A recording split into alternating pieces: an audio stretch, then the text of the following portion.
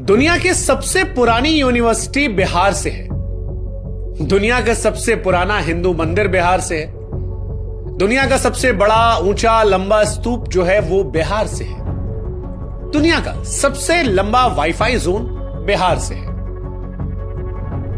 दुनिया की सबसे पुरानी हाईवे बिहार में है। भारत के 10 सबसे बड़े ब्रिज में से 4 बिहार में से है। बिहार वो प्रदेश है जो यूपी के बाद सबसे ज्यादा आईएएस अधिकारी देता है।